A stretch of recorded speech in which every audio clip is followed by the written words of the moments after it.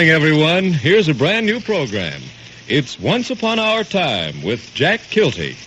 As I walked on Broadway one fine summer day, I heard an old minstrel as a song he did play. I gave him a nickel and then said good day. I-udle, I-udle, I-udle, I-ay.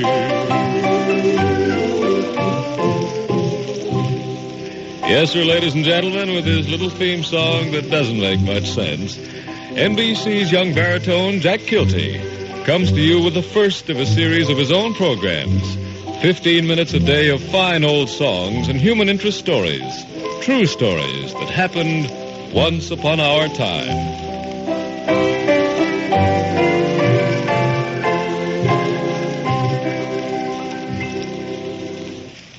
Well, once upon our time, at 10:45 last night to be exact, I stood at 6th Avenue and 54th Street in New York City, right outside the Ziegfeld Theater, and listened to the echo of a melody coming out. A melody that reminded me of a story. The melody was one that goes like this. We could make believe I love you. Only make believe that you'll love me. Others find peace of mind in pretending. Couldn't you, couldn't I, couldn't we make believe our lips are blending in a phantom kiss or two or three? Might as well make believe I love you,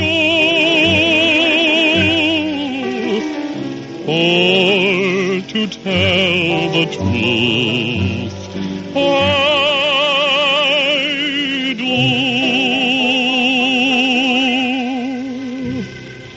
And the story is about the man who wrote it, Jerome Kern. Maybe you remember how it happened. It was November 1945, and he was walking down Park Avenue when suddenly he dropped to the sidewalk, unconscious. He was rushed to the city hospital, and for the next week, all those who knew him personally and those who knew him only through his music prayed for his recovery. But this was not to be. And standing in the chapel, his best friend and collaborator, Oscar Hammerstein, spoke the words which were in our hearts. I think Jerry would have liked me to remind you, Hammerstein said, that today's mourning and last week's vigil will soon recede from our memories in favor of the bright recollections of him that belong to us. His gaiety is what we will remember most. The times he made us laugh, and the even greater fun of making him laugh. It's a strange adjective to apply to a man, but you'll understand what I mean. Jerry was cute. He was alert and alive. He bounced, and he stimulated everyone. We all know in our hearts that these few minutes we devote to him now are small drops in the ocean of our affection. Our real tribute will be paid over many years of remembering.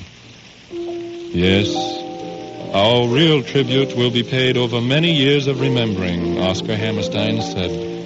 Whenever a Jerome Kern tune is played or sung, a tune like this one, for instance. The night was made for love. The night was made for love. The day has eyes for sweet, delicate charms, but nighttime sighs for strong, hungry arms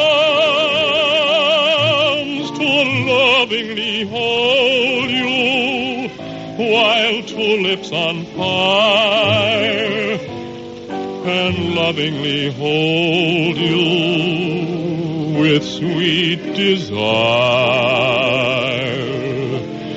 For like caressing an empty glove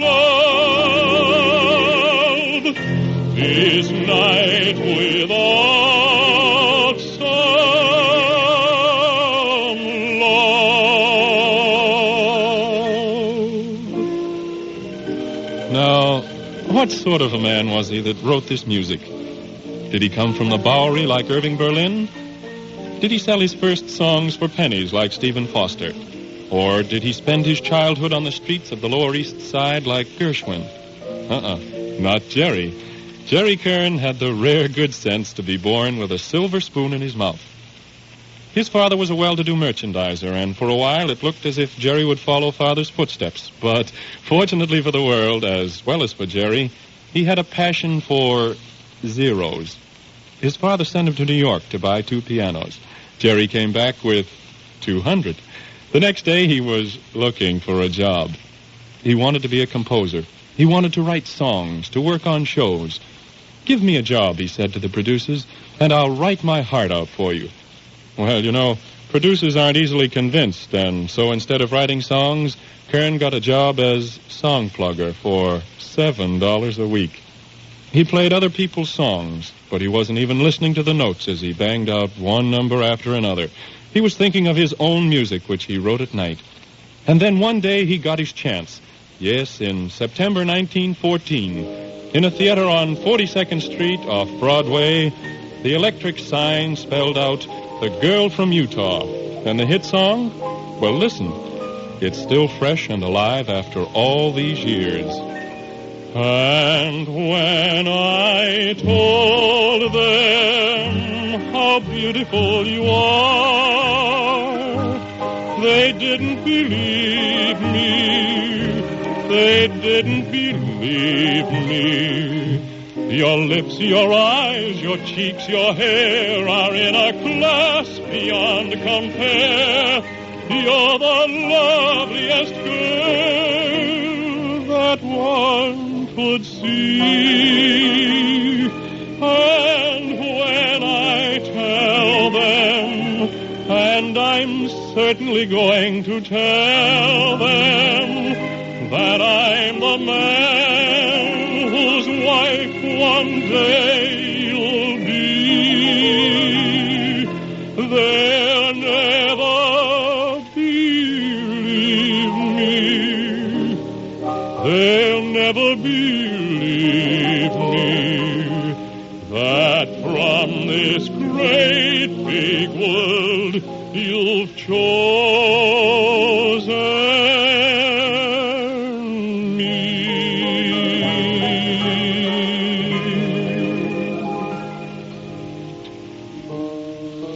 The story of Kern from here on is the story of your memories, the songs you used to sing and still do. Broadway opened its arms wide to him, and every producer camped on his doorstep instead of the other way around. Naturally, this began to show up in Kern's bank balance. No one quite figured out how much money he made in those days, but Broadway gossip had it that he was a millionaire. Maybe he was. And then again, maybe he wasn't. But he certainly had enough money to take up collecting rare books and first editions. Which brings me to a curious sidelight in his life. When buying these rare books, Kern never quibbled about price. And soon every bookseller in town knew and recognized him for a sucker. In due time, whenever they saw him coming, all the rare editions immediately went to the back room, the old prices taken off, and stiff new prices substituted. Kern continued buying, and the booksellers continued laughing. But the last laugh was on the booksellers. In 1928, Jerome Kern disposed of his complete library for twice what he paid for it. And in the auction room were some of those very booksellers scrambling all over themselves to buy from Kern. Meanwhile, he kept writing one song hit after another. Don't Turn My Picture to the Wall, I Told Every Little Star, and a host of others, including a song which was played and sung more often than any other foxtrot.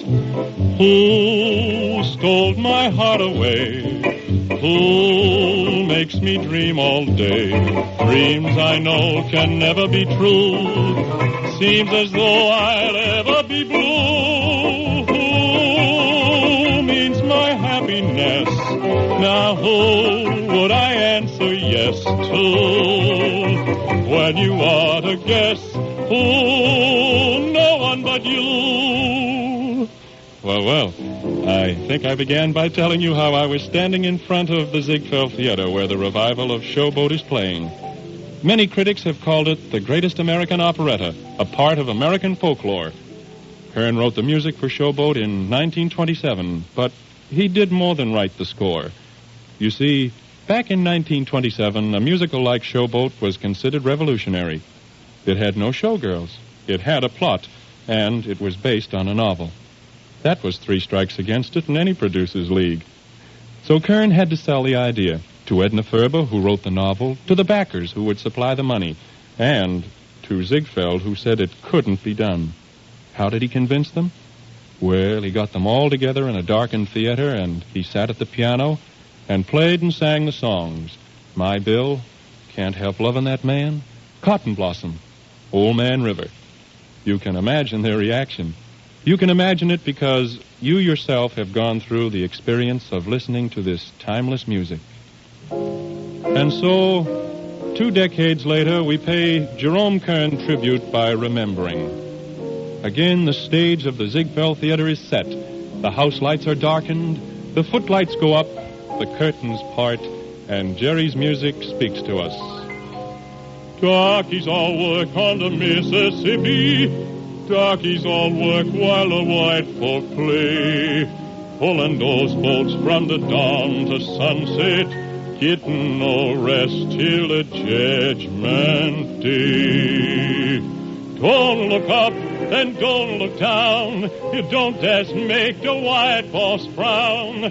Bend your knee and bow your head and pull that rope until you're dead. Let me go away from the Mississippi. Let me go away from the white man boss. Show me that stream called the River Jordan. That's the old stream that I long to cross.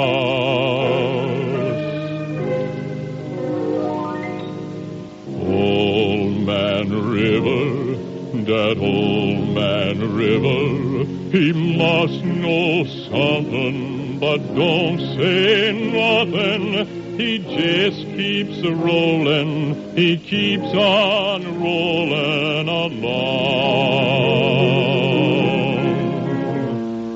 He don't plant taters, he don't plant cotton, and them that plants them is soon forgotten.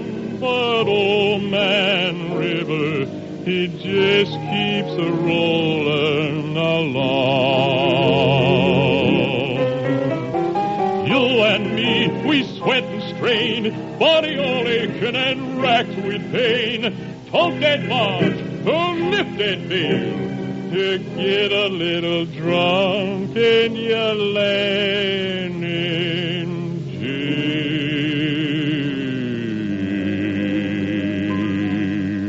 Now I get so weary and sick of trying. I'm tired of living and scared of dying. But old man River, he just keeps a-rolling along.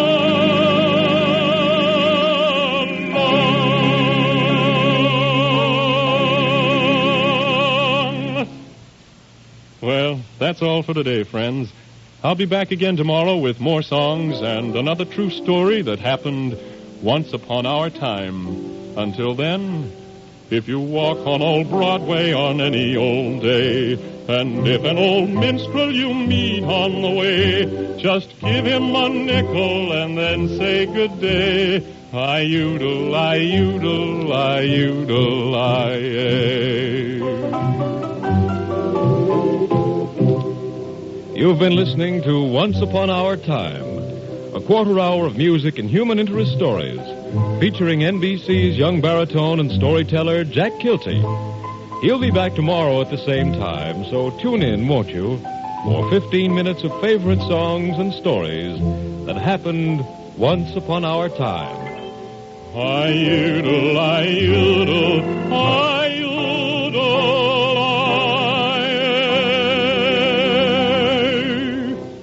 This is NBC, the national broadcasting company.